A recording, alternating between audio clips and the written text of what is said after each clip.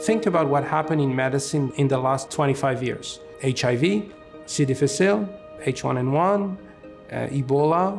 These are all infectious conditions. Just on a global level, there's always new emerging or re-emerging infections. We're always faced with new challenges. Quand on regarde les maladies infectieuses à l'hôpital général juif en particulier, on est le service de maladies infectieuses le plus occupé au Québec. We were one of the first designated centers to care for COVID patients. Everybody in the ID division, we were constantly discussing what's the best strategy forward for us in terms of testing patients, treating patients, provide the most up-to-date knowledge to other healthcare workers. With infection, you have to adapt because you're fighting a living organism, which adapt too.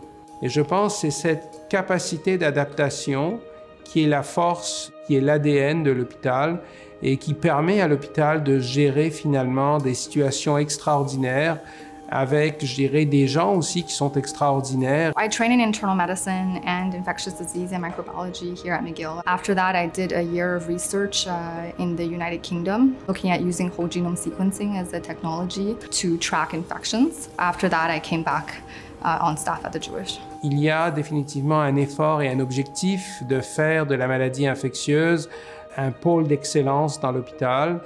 Pôle d'excellence clinique, mais pôle d'excellence aussi de recherche, pôle d'excellence d'innovation.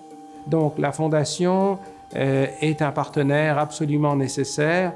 C'est ce qui permet en partie à l'hôpital d'avoir une particularité au Québec dans ses capacités à faire des choses que d'autres institutions ne peuvent pas faire. Les maladies infectieuses, c'est un peu nouveau pour la Fondation. La plupart des gens, le Dr Rosenberg ou les gens de la Fondation, tout le monde semblait d'accord pour dire que, éventuellement, les maladies infectieuses, ça deviendrait une préoccupation.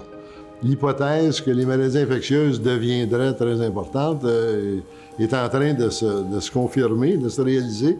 Et je suis heureux d'avoir décidé de financer le centre de maladies infectieuses du Dr Weiss. As this pandemic has shown, I think research in infectious diseases is of utmost importance. Qui, au passage, joue un rôle très important, même dans le traitement des cancers, même dans le traitement des maladies cardiaques. L'objectif de la Fondation, c'est de faciliter la réalisation d'un centre médical exceptionnel.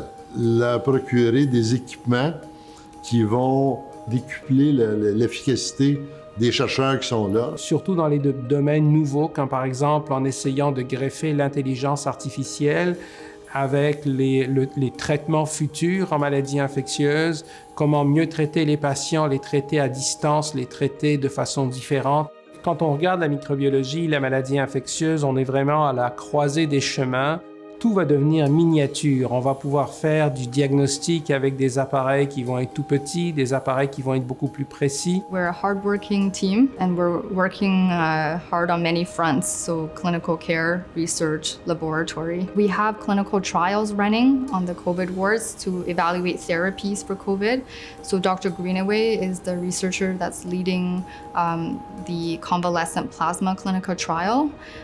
We're also shortly about to launch another trial, which is the CATCO trial, which is a worldwide trial. There's also the biobank study that has been happening since the beginning. I'm leading a project on whole genome sequencing to look at transmission of COVID within healthcare settings. Something like sequencing can help us understand transmission of all kinds of pathogens. Donc on voit que la présence des maladies infectieuses et la capacité de répondre aux défis des maladies infectieuses est vraiment primordiale pour notre système de santé.